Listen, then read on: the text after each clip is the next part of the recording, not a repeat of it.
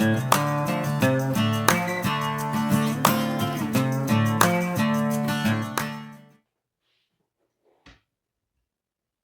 there. I wanted to talk to you today about cancer. I just ran across a video of a poor girl who is going through chemotherapy and is suffering tremendously, wondering how she's going to make it. I completely understand. Been there, done that just 3 years ago. And I don't recommend it for anybody at all. Chemo is toxic. And basically, the idea behind it is to take you to the brink of death, and then hopefully the doctors can pull you back and the cancer will be gone. Now, I don't know. I'm not a doctor. All I know is that when I started taking it, I felt my body dying. It's a very conscious feeling you have. You know you are dying. You know that this treatment is killing you. I mean, I don't know. Maybe other people don't experience that same awareness. I certainly did. And my natural reaction to save myself kicked in, and I basically said, no, I'm not doing this. So after 3 chemos and 8 radiations, I walked away and had surgery to remove the blob, I called it. And I've been fine for 3 years. Now, at the end of April, my blood tests show that it had come back. And immediately my doctor wanted to schedule me for scans to find out where, how big, and get me in touch with an oncologist. And I have had 3 years to think about this because it seems like a prevalent amount of people who have cancer and go through the treatment wind up doing it again because it comes back. The ones who never have it come back seem to be the rare ones, very rare.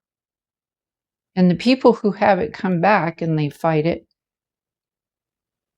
that seems to be more prevalent, that they don't make it the second time.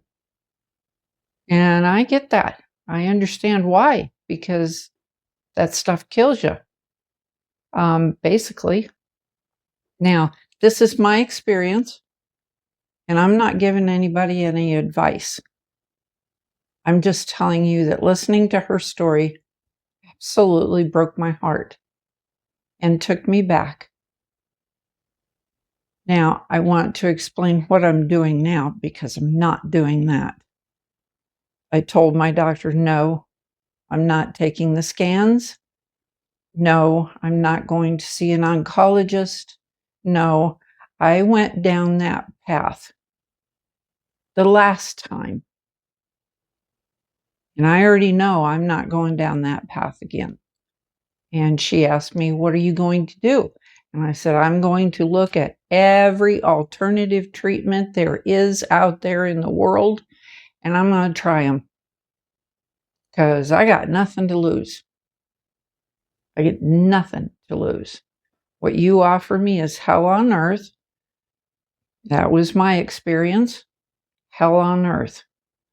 And if I'm going, I don't want to go like that. Anyway, I had an experience. I have talked to you about my experiences, and I heard the word fenbendazole in my mind, in my conversations with God. I don't know. But I would be vacuuming the floor, cleaning my bedroom, and I would hear the word fenbendazole. And it happened so many times, I wasn't really aware of what that word meant. I thought I'd heard it in connection with ivermectin, and it was something very controversial, and oh, no, no, no, don't do that. But I thought, all right, well, I'm going to go look this up and do a little research. And I did. And I found a study that showed 84% of the people who did this particular protocol with ivermectin and fenbendazole, 84% of them had good outcomes. They were either their cancer was completely gone after 6 months, or it had been reduced significantly. Now, okay, again, I'm not a doctor, but I kept going on with my life. This was 6 months ago, and I kept hearing the word fenbendazole, and even after I did the research, I heard it a couple more times, and I thought, okay, all right, God, what are you telling me? Do I need to get some of that? So I ordered it. It's very easy to get. It's a paste, and I ordered it on Amazon, and it came, and I stuck it in my cupboard. And the ivermectin. Well, at the end of April this year, April 29th, I had a blood test come back, which I just told you, showed that the cancer was back very strong numbers, very strong, even worse than the first time. So I went to my cupboard and took that ivermectin and fenbendazole out, and I figured out how to take it. I just did it based on my weight. Some of the syringes have a weight progression on the syringe, and that's for animals. It's for animals. At least that's how the FDA patented it, or allowed the patent to be available to the public. It's out from under a patent, so anybody can make it now. So you can get it very cheap. Anyway, I started taking it that day, that afternoon. So when I saw my doctor, I thought, well, I'm going to tell her what I'm doing. And I started to, and I thought, no, I'm not going to do the traditionally accepted medical way. I already tried that. It doesn't seem like it works. Most of the time, it doesn't work. It makes people deathly ill for 6 months to a year, and then maybe they have a reprieve for 6 months to a year, and it comes back, and then it really gets them. And that's just the impression I've gotten from friends and family that I've watched go through it. So anyway, I started taking it, and about a month later, I took the lab again. I did tell my doctor, I want you to set up so that I can take the lab again. So I went and took it, and lo and behold, numbers were coming down 2 points. They don't just come down for no good reason. She knew. I didn't tell her what I was doing, but she knew. Somehow. I bet I'm running into all kinds of people who are doing this. Now that I started doing it, and I'm kind of sharing it with a few here and there, I kept it to myself mostly because I thought it was still so controversial. I thought, well, no need in rocking the boat. But every time I'd share it with someone I trusted, they would be like, "Oh, yeah, I've been taking it for about a year. Oh, yeah, I know like 6 people that are doing that. I know a couple of people that had cancer and they did it, and they're fine now." So I continued, and then after another month or so, I thought, maybe I'll go see a naturopath. Naturopath. I'm not real sure if I'm pronouncing that correctly. Hopefully, I am. And I shared with her all of this information in my documentation that I gave her clinic before I came in for the visit. So she was all prepared with my background when I first went to meet her. She walked into the office and sat down and she said, "Do you know fenbendazole is chemotherapy with no toxins?" "No, I didn't know that." She said, "Well, that's what it that's really what it is. It's what it does." Good to know. I didn't say that.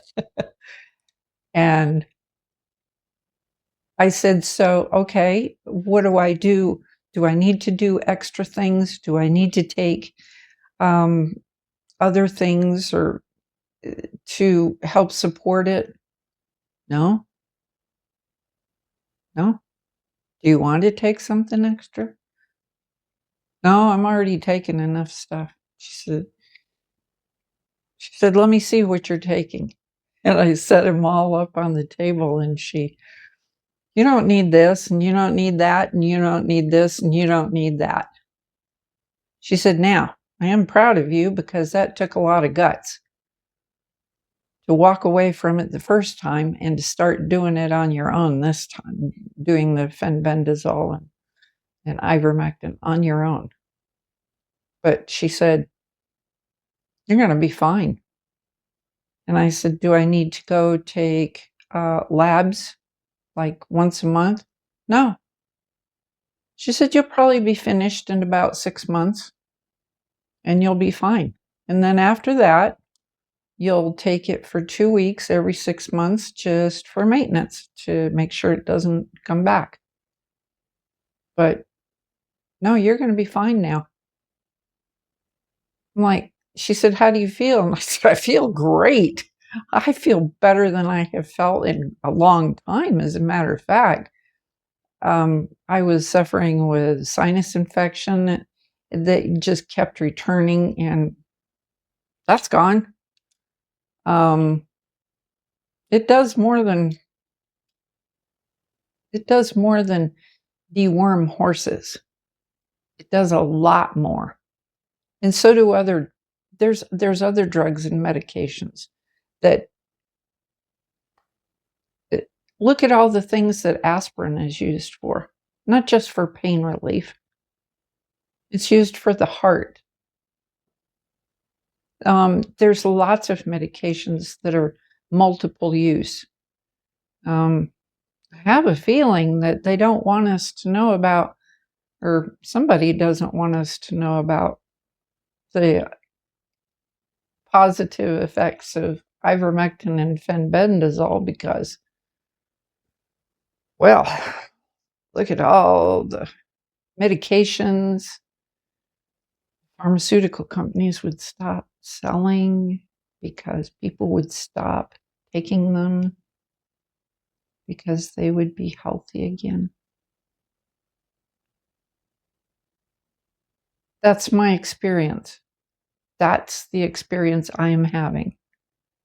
Now, am I through my 6 months? Can I prove it?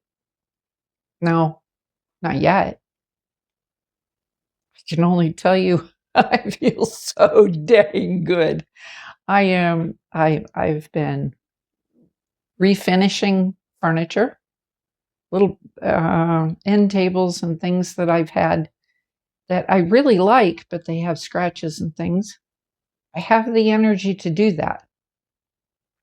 I've been doing this podcast. I started doing that soon after I got that lab test because within 4 days of taking this protocol, I started feeling so good. Energy like I haven't had in a long time. I'm so sorry when I see somebody suffering with chemotherapy. It just absolutely breaks my heart. And I want to run to them and say, please open your mind and try something else. Maybe, I don't know. Maybe it wouldn't work for you. Maybe it doesn't work for everybody. Cancer. Cancer seems to be a really big deal, and everybody's getting it. Everybody's getting lots of sympathy and lots of attention, and they started doing that with me too. And I'm not the kind of person that likes a lot of attention and sympathy. And they were, "Oh, honey, you are so brave and you are doing so good." And I'm like, "Whatever. I'm just doing what they're telling me to do. I'm not into feeling like I need you to pamper me extra special. Just, give me whatever you're going to give me and let me go home." I was in the middle of watching Crown, and I sort of enjoyed that series.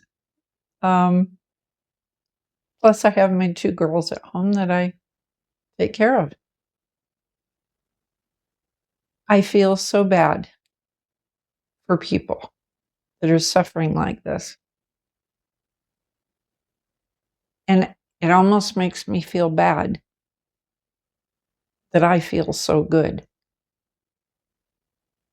I don't want to I almost feel like I shouldn't tell them. Like I should hold back and not share this with anyone because they are suffering, because they are doing what they're told to do, and I'm not. And I don't. Some people think I'm a rebel. I don't think I'm a rebel. I've never thought of myself as a rebel.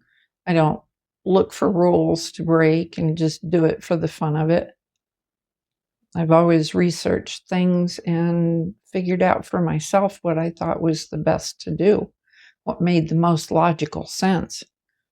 And having someone, just even a doctor, I'm not into worshiping the experts. Tell me you're an expert about something, and I'll just kind of be like, okay,